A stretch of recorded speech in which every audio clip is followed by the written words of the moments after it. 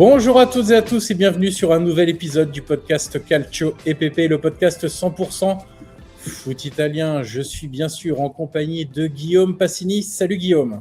Bonjour tout le monde, bonjour Monsieur Van Crochet. Nous accueillons évidemment Valentin Tullio d'Instant Foot. Salut Valentin. Salut les gars, salut tout le monde. Alors aujourd'hui Guillaume et Valentin, on va évoquer la Roma et son mercato, son intersaison très importante alors que le club retrouve la Ligue des Champions la saison prochaine après de multiples années d'absence. Il a fallu l'arrivée de Gasperini pour que la Roma retrouve la Ligue des Champions. Et donc, il y a pas mal de choses à dire, mais de rien, on n'avait pas eu le temps de débriefer la saison complète de la Roma. On l'a fait pour le Milan, la Juve, l'Inter. On n'avait pas eu le temps de le faire pour la Roma. Et finalement, ce mercato-là est assez intéressant parce que entre les contraintes, on peut commencer par là, du fair play financier, et on sait que le fair play financier, les contraintes, ça va de le bilan entre ce que tu dépenses et ce que tu as comme recette, mais c'est aussi la masse salariale et les amortissements qui ne peuvent pas dépasser un certain montant. Et c'est là-dessus qu'il y a deux leviers en fait, qu'il faut vraiment respecter. Et la Roma était en difficulté sur les deux, avait une masse salariale trop importante par rapport à ses recettes et avait aussi trop dépensé par rapport à ses recettes également sur le coût global avec le mercato. Et donc, il y avait la volonté, évidemment, du côté de la Roma d'enrichir son effectif, d'avoir un effectif plus complet. On avait 3 joueurs importants en fin de contrat. Qu'est-ce qu'on fait d'eux? Parce qu'ils ont des très gros salaires et pas certain qu'on veuille les prolonger dans ces conditions-là. Et puis, on avait un Gasperini qui disait ouais, ok, les contraintes, mais moi, je veux un effectif compétitif pour la saison prochaine. Et Guillaume, le premier élément qu'on va ressortir de ça, c'est que mine de rien, Gasperini a eu raison face à Claudio Ranieri. Et Gasperini a encore raison pour le moment sur le mercato. C'est le projet de la Roma, c'est le choix qui a été fait quand il y a eu les fameuses disputes avec Claudio Ranieri. C'est Gasperini qui a pris le pouvoir et on le sait, on l'a vu à l'Atalanta. Gasperini sur le mercato, c'est quelqu'un de très exigeant, il a des requêtes, il a des demandes. Il avait dit durant cette saison qu'il n'avait pas été content du mercato estival. Le mercato hivernal avait été compliqué, même si finalement Malone est arrivé, il a sauvé la saison. Mais c'est évident que le projet aujourd'hui, encore plus après la qualification des champions, il est sur Gasperini. Et la volonté toujours de la direction, on le rappelle, qui a été quand même recomposée parce que Ricky Massala est parti. Finalement, il a rebondi à la Juve ces derniers jours. C'est Tony D'Amico, ancien directeur sportif de l'Atalanta, qui est arrivé sous demande, je pense, de Gasperini, parce que les deux formaient un duo assez fort et en symbiose à l'Atalanta. Donc, on a recomposé vraiment la doublette Gasperini D'Amico à la Roma. Et voilà, c'est vraiment, on a une volonté des Friedkin qui ont dépensé beaucoup d'argent, Johan, ces dernières années, même s'il n'y avait pas eu les résultats. Voilà, qu'on en dise du bien ou du mal, les Friedkin, un peu comme Redbird à Milan, ces 4 dernières années, ils ont beaucoup dépensé, parfois mal, mais ils ont mis de l'argent. Mais c'est vrai que cet été, en tout cas, il y a une volonté de satisfaire, en tout cas, toutes les volontés de Gasperini. Après, on enregistre, on est début juillet, il reste encore du temps, il reste quasiment 2 mois pleins avant la fin du mercato.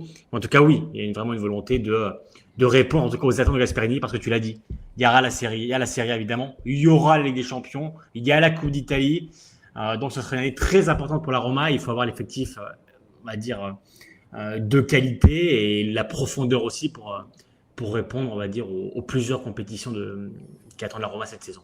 Donc pour le moment, le choix qui est fait, c'est plutôt on va dépenser un peu plus d'argent que ce qu'on devrait logiquement par rapport à toujours ce fair play financier, en se disant que on aura peut-être des sanctions, une amende, clairement. On l'a vu là récemment en fin de saison, il y a pas mal de clubs qui ont eu des amendes entre 2 pour les moins conséquentes et les plus conséquentes, quasiment 15 millions d'euros, voire même un petit peu plus. Avec une partie sursis si éventuellement vous arrivez à rentrer dans les clous la saison prochaine, on ne vous mettra pas ce morceau d'amende-là.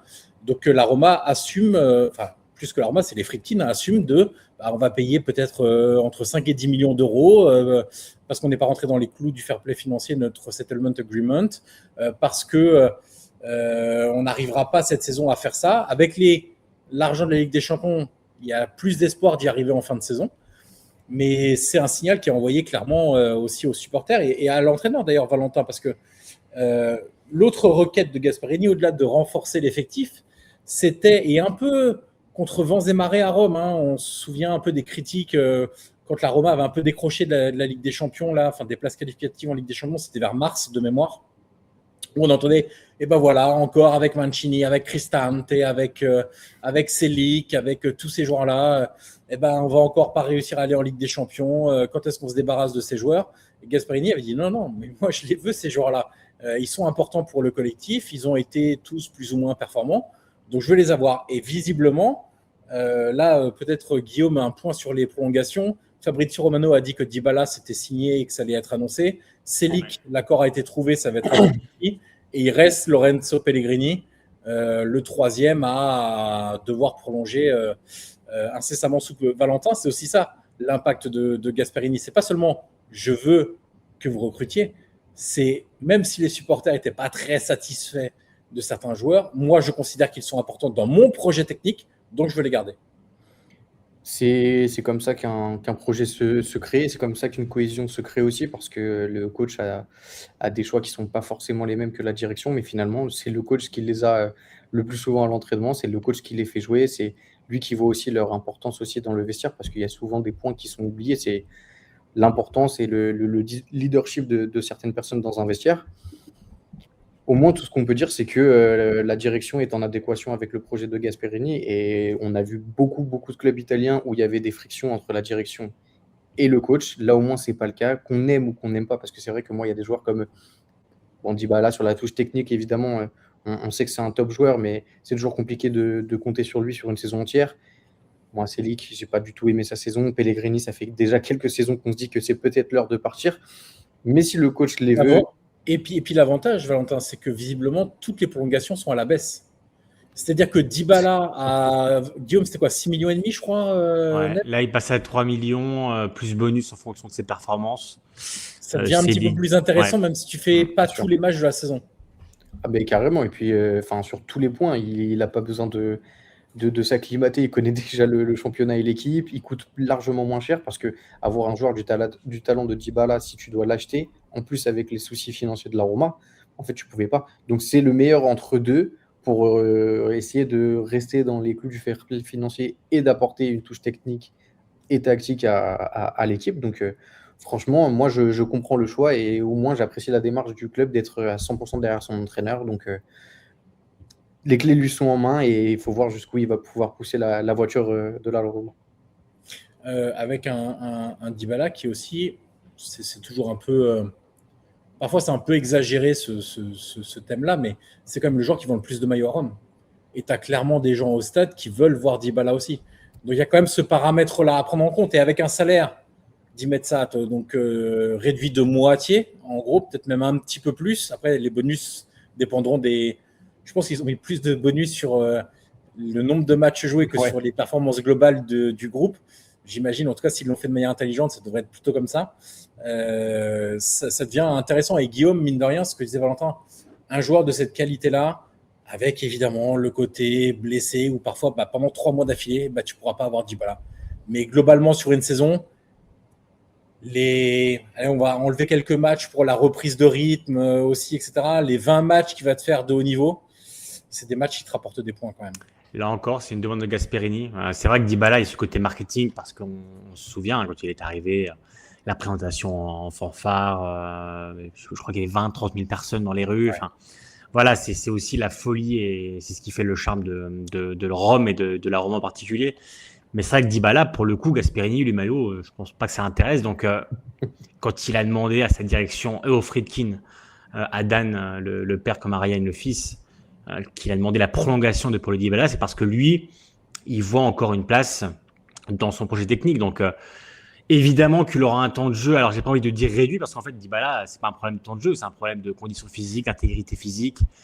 Un rythme d'un match tous les 3 jours, je suis pas certain qu'aujourd'hui, il est encore dans les jambes, parce qu'on l'a vu cette saison, il est très fragile, Paulo Dybala. Mais réussir à diviser son salaire en deux, à conditionner les bonus par rapport à ces matchs, je pense que c'est un bon compromis, parce que si on prend le point de vue du joueur aussi, Dybala, il est heureux à Rome. Vivre à Rome, c'est très bien pour des personnes lambda comme nous. Alors pour des joueurs de foot, évidemment, ça l'est encore plus. Paulo Dybala, il est avec avec Oriana, sa femme. Il habite à Rome, il a eu un enfant récemment. Ça aussi, ça fait partie du mercato d'un joueur. Donc, Dybala, lui, voulait rester à Rome. Gasperini, il n'y voyait aucun problème, au contraire. Donc voilà, il y a eu un compromis qui était trouvé avec un salaire divisé en deux et des bonus conditionnels des présences. Donc pour le coup, c'est un bon compromis. Mais c'est vrai que s'il y a la partie marketing, et tu as raison, Yoann, de préciser, il y a quand même la partie technique où Gasperini, il a quand même insisté. Il n'a pas été dire prolongez-le, c'est bien, le prolongez pas, tant pis. Il a dit non, moi je veux que Dybala, il reste. Donc voilà, c'est vraiment une volonté du Gasp de prolonger Dybala. Dans le football moderne, c'est quand même romantique et c'est beau à voir. Un joueur qui divise son salaire pour rester, c'est quand même assez rare pour être souligné. On aime bien. Aussi. Ouais, exactement. Et puis, il y a aussi les joueurs qu'on imaginait aussi partir pour toujours ces raisons de fair play financier.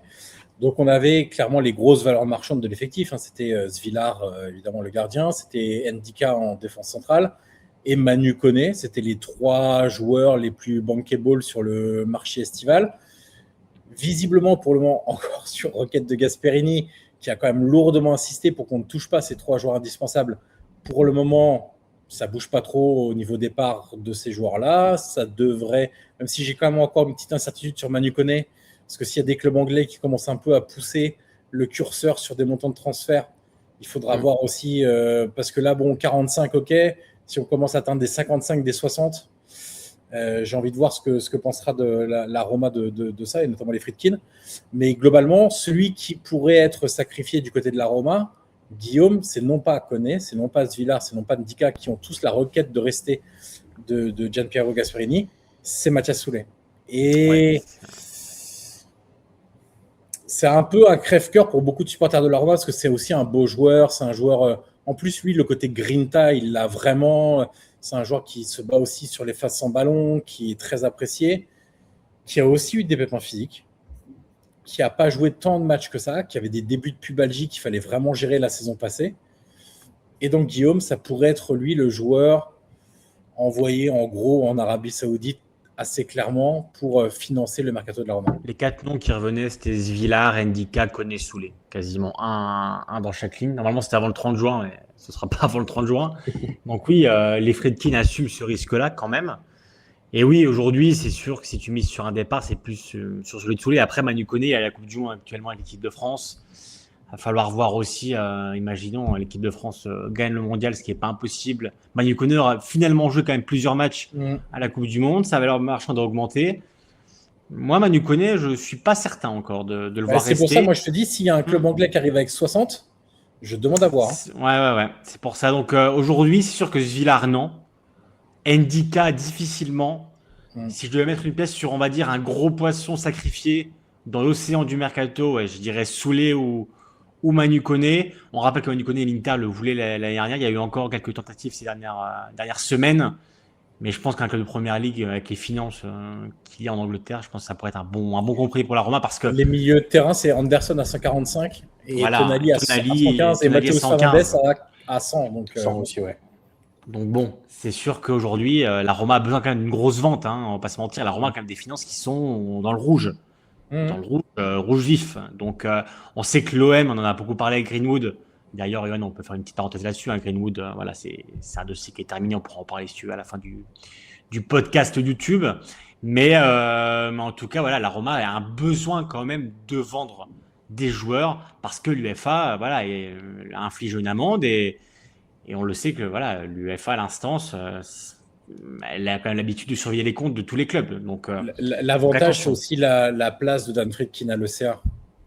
Je pense que quand tu as un peu une influence à l'ECA, bon, tu récupères des amendes, mais bon, tu es un peu... Ça va, on va pas trop t'embêter, quoi. On va te mettre une amende de 10 millions, de 15 millions. Dan Friedkin, il la paiera. Et au pire, on lui dira, bah, tu n'as plus 25 joueurs sur tes listes, mais 21. Ce qui est quand même un souci, de passer de 25 joueurs à 21 aussi, c'est un vrai souci, mais pour la saison prochaine. Mais je pense que la saison d'après. Mais je pense que il n'y aura pas de risque d'exclusion parce que ça dépasse. Ils ont vachement réduit la voilure aussi. On voit vraiment la courbe de déficit qui baisse aussi à la Roma depuis 4 saisons. Ils ne sont pas encore dans les clous, mais ils en sont vraiment pas loin parce qu'ils ont aussi beaucoup réduit la masse salariale. Et ça va continuer encore cet été. On peut passer un petit peu au mercato.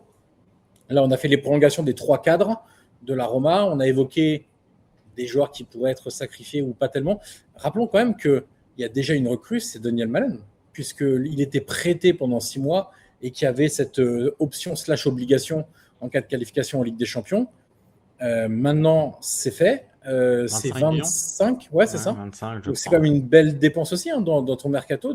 C'est pas un joueur en plus que tu ajoutes, c'est un joueur que tu confirmes sur les 6 derniers mois. Donc c'est pas une valeur ajoutée supplémentaire par rapport à l'effectif de la saison passée, mais c'était logique de le confirmer, même si son mondial n'a pas été d'une grande qualité comme tous les joueurs néerlandais en gros, pour faire simple.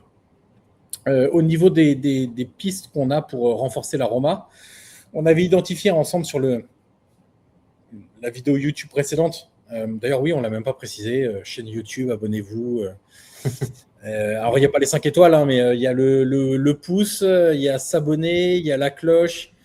Voilà, n'hésitez pas parce que ça nous donne de la force évidemment. Et comme on lance un peu ce projet YouTube, n'hésitez vraiment pas à nous faire plaisir.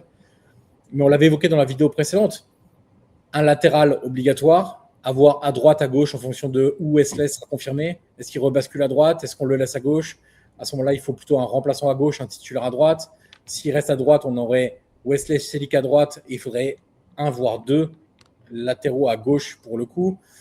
Un milieu de terrain, quand même, ça pourrait être intéressant. Un central, parce que derrière Ndika, Mancini et Hermoso, tu as Gilardi, tu as Ziolkowski. Bon, là, on ajoute la Ligue des Champions. Un peu léger, ouais. Très léger même. C'est sans doute un peu léger. Et puis, un joueur créatif. Si la Roma va en Soulé, du côté de la Roma, on va se dire il nous faut un nouveau joueur. Et même sans départ de Soulé, moi, je pense qu'il faut aussi un joueur créatif en plus. Derrière l'attaquant, il y a un joueur qui fait vraiment le step-up en termes de niveau. Donc, on avait, Guillaume, tu l'as évoqué, Greenwood, qui a longtemps été évoqué, mais à un tarif trop élevé. Ouais, pour les finances des clubs italiens, ça devient difficile. Fenerbahçe proposé 7 millions de salaire, l'OM réclamait au moins 50 millions. La Roma a essayé, mais visiblement, il n'y a même eu aucune offre officielle. Donc, exactement. Donc voilà. Ça a été un long feuilleton quand même, côté de la Roma. Gasperini a beaucoup contacté le père du joueur, père et agent. Mais finalement, oui, ce sera soit Atletico, soit Fenerbahçe probablement pour Greenwood. Donc, une piste qui s'envole quand même pour la Roma.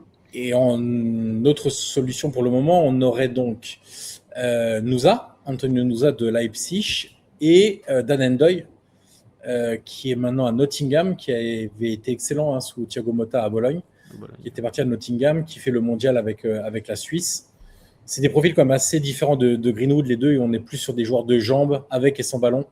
Un peu moins de technique dans les petits espaces pour Dan Endoy, par exemple, par rapport à Nusa et Greenwood. Plus de jambes que les deux autres, par contre. Peut-être plus d'implication défensive aussi chez Dan Endoy que chez Nusa et Greenwood. Donc, il faut voir un peu quel équilibre a envie d'avoir Gasperini sur ces joueurs-là. Mais c'est ça, en gros, les postes. C'est latéral, joueur créatif, un défenseur central, Valentin, que la Roma doit aller chercher.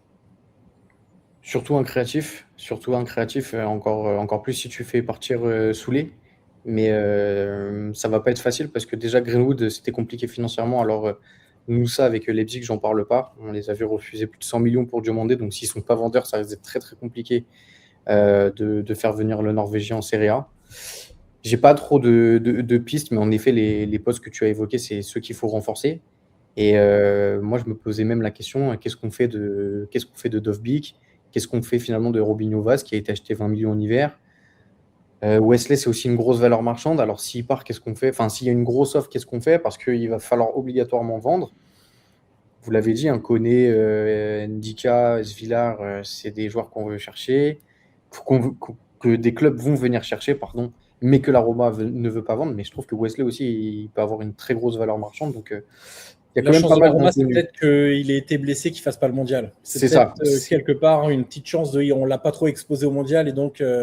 Ouais. Après, il n'y a pas que le mondial parce que dans ce cas-là, moi, je m'attends à voir aussi la cote de Elhainaoui, bien grimpée. Et parce que lui, c'est vrai qu'il ne s'est jamais finalement assez bien acclimaté à la Roma. Donc, ça pourrait limite être lui, en fait, le maillon à faire sauter parce que c'est un bon joueur, il a une bonne cote, mais malgré tout, il ne s'intègre pas forcément bien à la Roma. Donc voilà, je pense qu'on aura plus de pistes sur qui va arriver une fois qu'on aura bien dégagé les ventes.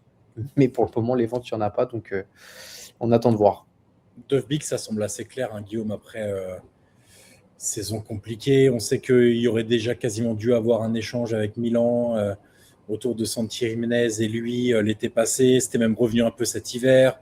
On sent que Gasperini n'a pas du tout confiance en Dovbyk. Bon, moi, je ne sais pas si tu étais déjà là, Valentin, avec nous, quand on débriefait les premiers matchs de Dovbyk. Moi, ce qui me sautait aux yeux vraiment, c'est Le temps. l'absence de réactivité de ce joueur-là. C'est toujours 1 à 2 secondes de retard sur tous les ballons, sur son positionnement par rapport au défenseur, sur son appel en profondeur, sur son mouvement latéral. J'ai rarement vu quand même des joueurs, et encore moins avec l'évolution du foot, parce que l'évolution veut ça. C'est des joueurs qui sont ultra dynamiques, toujours en mouvement et qui cherchent toujours un peu l'espace dans les zones où il n'y en a pas même, ou qui viennent contre pour chercher un peu le ballon et tout. J'étais toujours étonné par sa passivité générale. Et ça, c'est clair que dans le jeu dynamique de Gasperini, Valentin, trop compliqué. Trop compliqué, de toute façon, on l'a vu, hein, cette saison, il n'y a pas eu beaucoup de matchs. Là, j'ai les stats sous les yeux, c'est 18 matchs, toutes compétitions confondues, pour 3 buts. Il a été pas mal blessé aussi, Dovbyk. Mais Ouais, après, je pense que ça l'arrangeait pas mal, nous, Gasperini, que Dovbyk soit blessé, parce que ouais, on l'a vraiment pas sans vu. la blessure de Dovbyk, par exemple, je suis pas sûr qu'il y ait pas Malone cet hiver. Hein. Et ouais, comme quoi, un mal pour un bien. Le bonheur des uns fait le Plus léger que malheur des Ferguson aussi. Hein. Ferguson, Ouais. ça a Oui, été compliqué. c'est vrai. Après, c'était un prêt, il y avait peut-être moins d'attente auprès de lui, parce que Oui. Dovbyk, malgré tout, c'est quoi? C'est 30, 35 millions? C'est 35. Il était meilleur buteur de la Liga. Ouais, avec Girona. Donc, ouais, c'est un cas assez spécial, parce que même après cette saison-là, je sais même pas combien tu le vends, à qui tu le vends. Donc, c'est un joueur à faire partir pour sûr, mais comment et combien Vous savez que les clubs italiens, quand ils ont un joueur à faire partir, ils prient l'Arabie Saoudite de venir chercher le joueur avec des montants de transfert qu'ils n'auraient pas ailleurs, grosso modo. Parce que les joueurs bankable, c'est toujours facile à vendre. Les joueurs bankable, tu auras toujours un club de première ligue ou un grand club espagnol ou un plus grand club italien qui va venir te le chercher. Les joueurs moins bankable, pour les sortir alors qu'ils ont un gros salaire, qu'ils ont coûté beaucoup d'argent, à part les. On a un peu la même chose à Milan avec Santi Jiménez. Qu'est-ce que tu en fais cet été, clairement il a coûté quand même pas mal d'argent. Son salaire est quand même nettement inférieur à celui de Dovbyk à la Roma. il est plus jeune aussi. Ça peut Il est plus jeune aussi, ou même un Nkunku.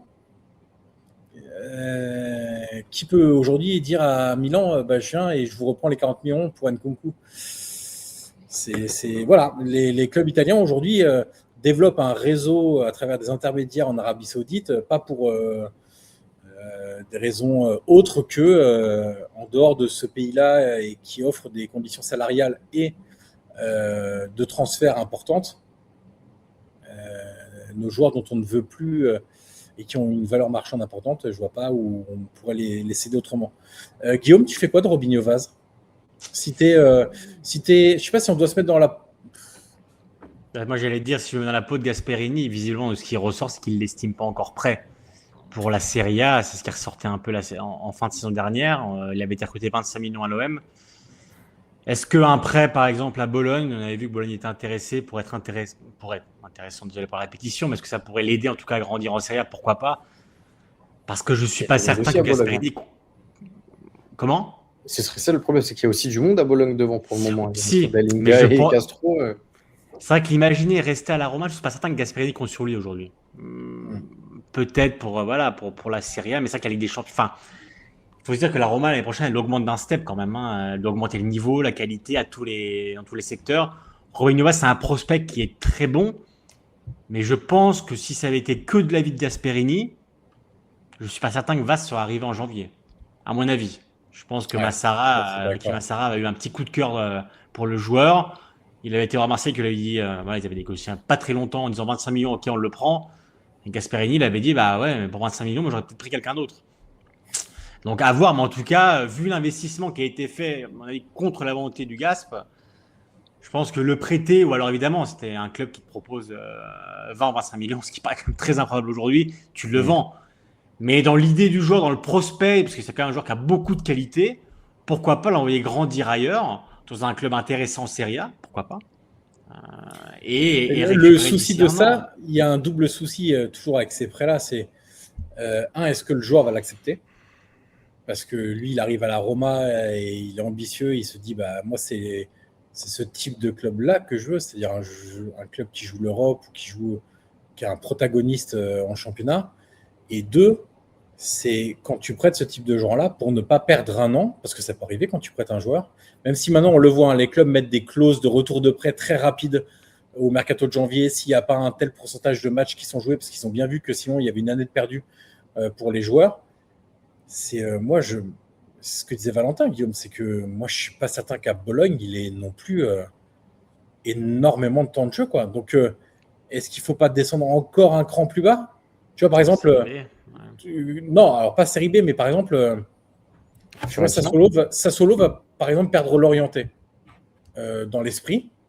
Est-ce que côté gauche, où il est capable de jouer, hein, moi c'est pareil, le côté numéro 9, Robinho Vaz, j'ai un peu de mal, mais est-ce que côté gauche, ça peut pas être une idée un peu low cost pour Sassuolo de se dire pendant un an on développe Robinho Vaz, on sait faire, hein, faire progresser des jeunes joueurs. Là, il aura pour le coup zéro pression pour bien travailler et beaucoup moins d'attente aussi dans l'environnement local du club. Est-ce que ça peut pas être ça finalement pour Robinho Vaz? C'est un club avec qui, en plus, sur les ailiers, a toujours quand même fait du bon boulot. Hein. Ça, Boga, l'orienté, il y a toujours eu du bon travail de fait chez les ailiers. Évidemment. Berardi.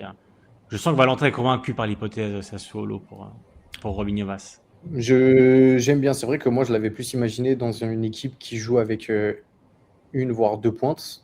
Mais c'est vrai que sur le profil un peu ailier, Sassuolo, en vrai, non, ça joue. Moi, j'avais plus pensé à la Fiorentina qui va devoir un peu se remettre sur les rails, qui va devoir la Fiorentina qui investit en plus, hein, qui a investi beaucoup d'argent cet été. Hein. Aujourd'hui, notamment avec normalement Atta qui devrait arriver, mais un Robinho Vaz sur un an gratuitement, ça peut toujours faire du plus. Sinon, il y a l'hypothèse retour en Ligue 1 aussi. Hein. Être prêté en Ligue 1 dans un club, alors ce ne sera pas un club comme Marseille, hein, c'est pareil, il faut accepter de redescendre un cran plus bas, mais où on peut t'offrir un temps de jeu conséquent. Ça peut être aussi une opportunité pour Robinho Vaz.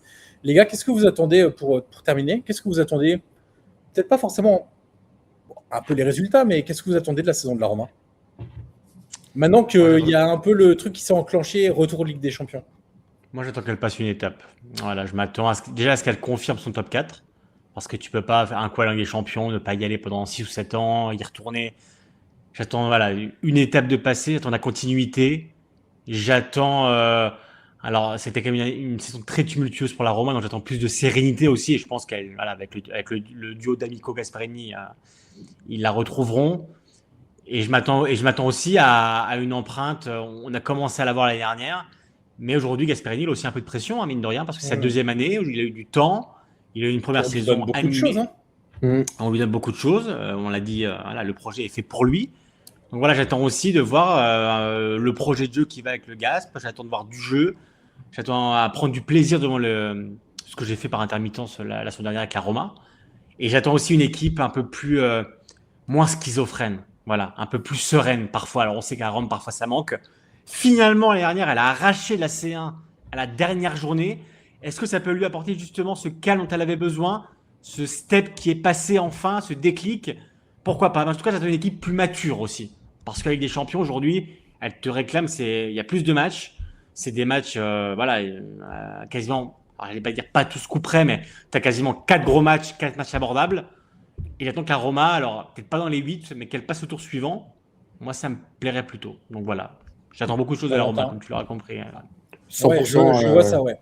Non, mais moi, je suis tout à fait d'accord avec Guillaume, 100%. Il faut qu'on revoie plus l'identité et la patte Gasperini. Il faut que la Roma perdure dans le top 4, surtout que visiblement, ils sont partis pour faire des investissements sans prendre en compte le fair play financier. Donc, il va falloir absolument retourner en Champions League. Et en Champions League, à l'instar du Napoli la saison dernière, j'ai envie de voir une équipe qui peut qui peut accrocher les grosses équipes, qui peut accéder à l'étape supérieure. Et après, s'il y a barrage et qu'elle sort contre une meilleure ou une plus grosse équipe, il n'y a pas de problème.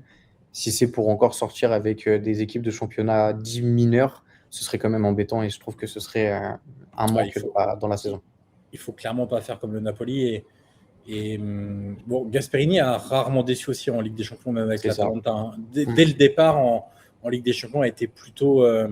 D'ailleurs, lui, c'est quand même un des rares entraîneurs qui t'explique que c'est pas un problème de jouer deux matchs par semaine et que la Ligue des Champions ne doit pas être un problème pour les clubs italiens.